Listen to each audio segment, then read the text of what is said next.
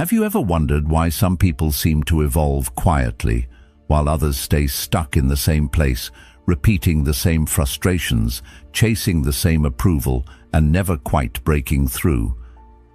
Here's the truth most people miss. Real transformation doesn't happen when you're explaining yourself.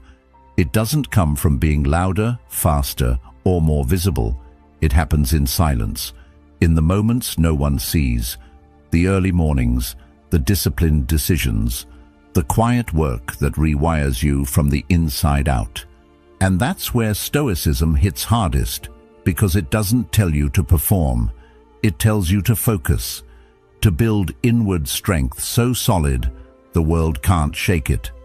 Today, we're diving into why silence isn't weakness, it's strategy, and how focusing on yourself without the need to be seen unlocks the kind of clarity and power most people never touch.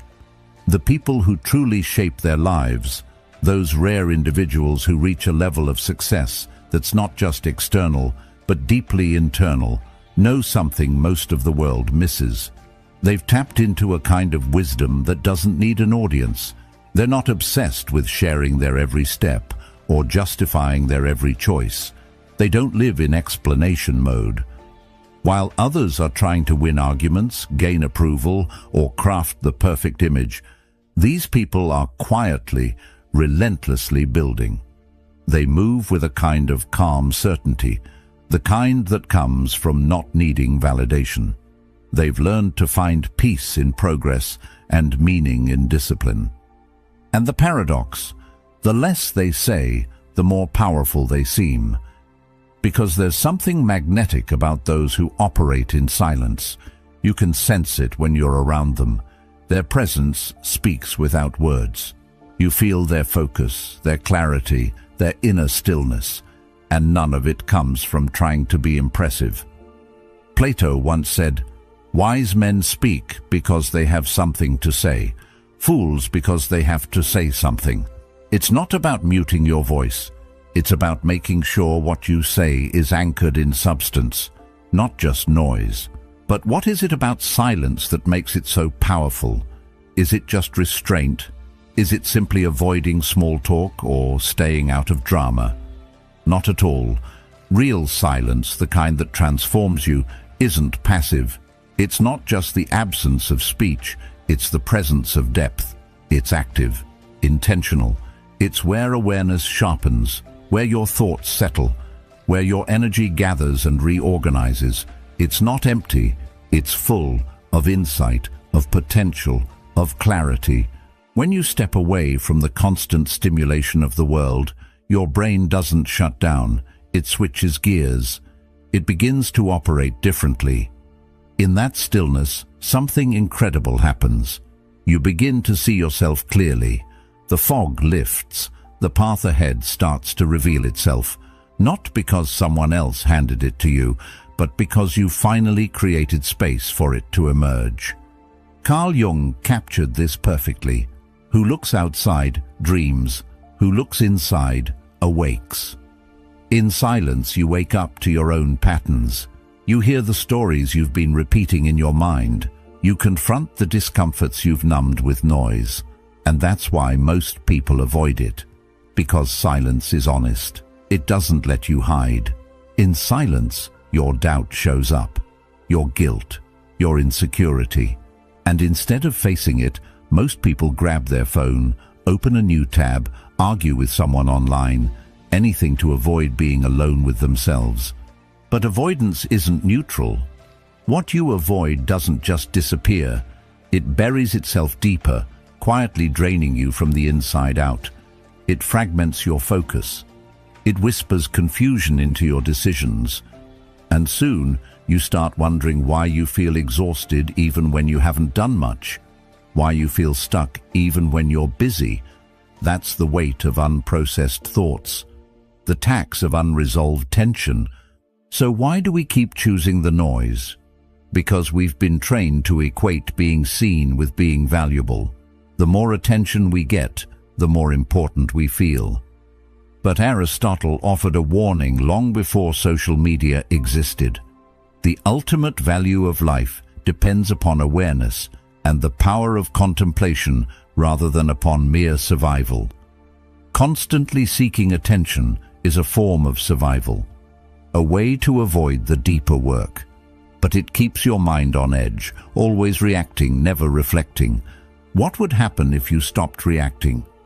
If you stopped explaining yourself and just moved with quiet confidence? What if you observed more than you spoke, acted more than you posted? You'd save energy. You'd reclaim the mental bandwidth that's been slowly leaking from 1,000 trivial interactions. And that energy could be invested in mastery, in building something meaningful, in living a life that feels aligned, not just admired. Socrates said, "The unexamined life is not worth living," and silence, real reflective silence, is where that examination begins, not guided by algorithms, trends, or applause, but by honest self-inquiry, by the kind of stillness that allows your truest self to emerge. Your brain, despite what the world suggests, isn't built to process thousands of opinions a day. It's not designed for constant multitasking, reacting, comparing. It's designed to focus, to assess, to adapt. But when it's overwhelmed by noise, by gossip, by endless scrolling, by unnecessary drama, it starts to misfire. You stop thinking clearly, you stop feeling grounded, you lose the edge that once made you decisive, sharp, and purposeful. And what's the real cost? Not just tiredness, not just distraction. You lose your intuition. You dull the very instinct that once helped you make bold moves. That slow erosion of inner clarity is far more dangerous than any single failure. Because without clarity, you don't trust yourself. You hesitate. You second-guess. But what if you chose a different path? What would your life look like if you reclaimed your attention and redirected it inward?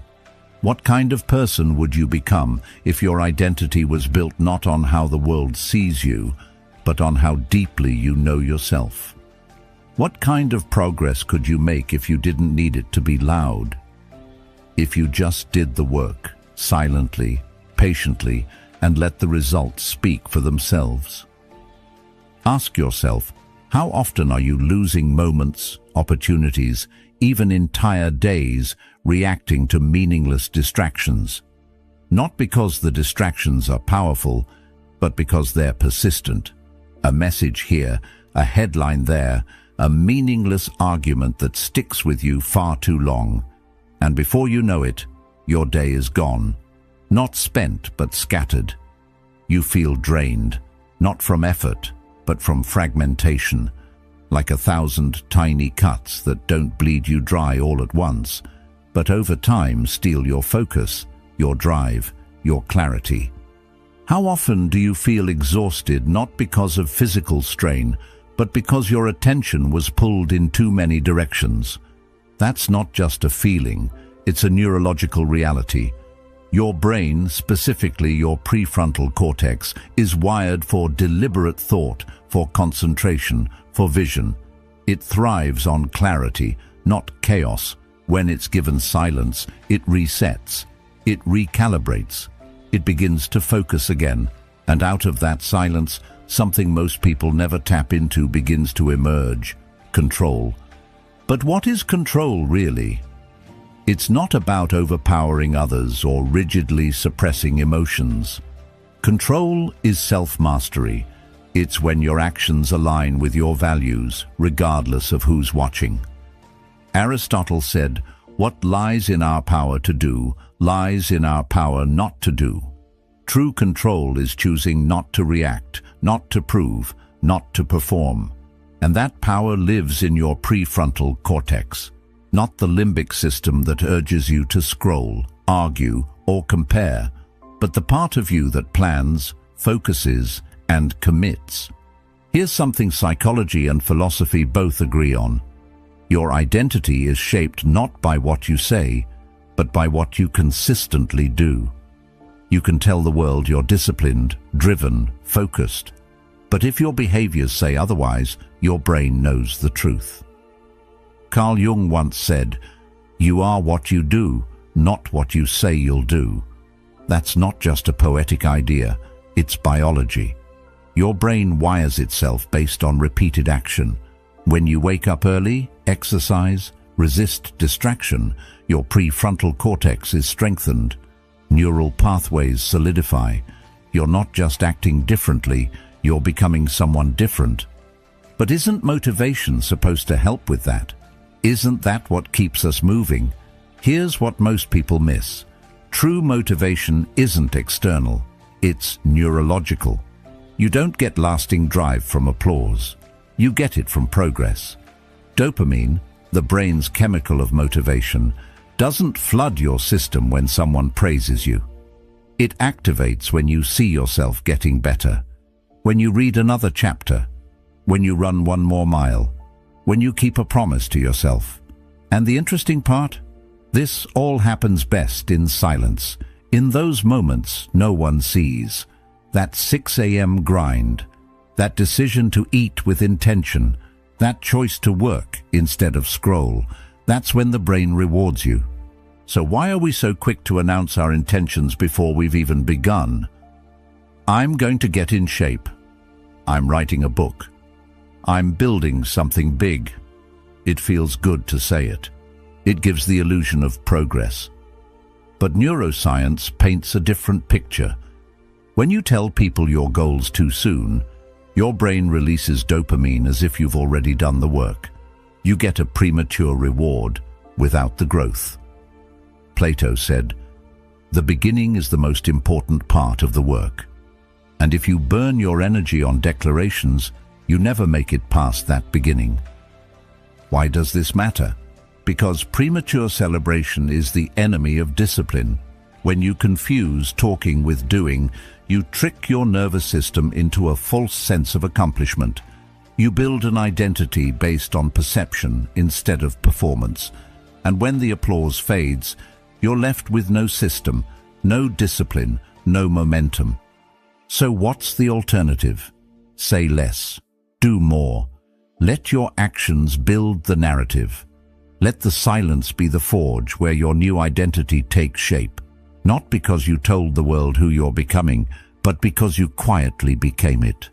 Real transformation doesn't come from posting declarations or collecting claps. It doesn't come from perfectly crafted status updates or sharing your grand intentions with the world. It comes, quietly and stubbornly, from your daily systems, the tiny, repeated decisions you make when no one's watching. You wake up at the same time each morning. You show up to your workout not because someone's tracking you, but because you said you would. You open that book, you sit with that project, you resist the scroll, and in doing so, you slowly rewire your brain. Not in some abstract, symbolic way, literally. Your neural pathways shift. You create new circuits of discipline, focus, and drive. And what the world eventually sees as change is just the byproduct of the consistency they never noticed. Why is it that people only notice transformation once it's already happened? Because growth is mostly invisible. It happens in the early mornings, in the late nights, in the decision to try again when you could have quit. The world loves results, but it's blind to process. And here's where it gets uncomfortable. Real growth doesn't just separate you from old habits, it separates you from old versions of yourself, from people who are still attached to those versions. So what happens when your actions start to shift, but your environment doesn't? That's when the friction begins. The people closest to you, friends, family, co-workers, they start to question. Not necessarily out of malice, but out of discomfort. Your evolution disrupts their comfort zone. It challenges the fixed image they've held of you. As Carl Jung observed, the most terrifying thing is to accept oneself completely. And by stepping into a new self, you're forcing others to reconsider who you are, and maybe who they are too. Can you handle that? Can you remain silent in the face of confusion, criticism, or even mockery? Can you walk your path without needing applause for each step? Because if you can, something rare and powerful happens. You stop needing permission.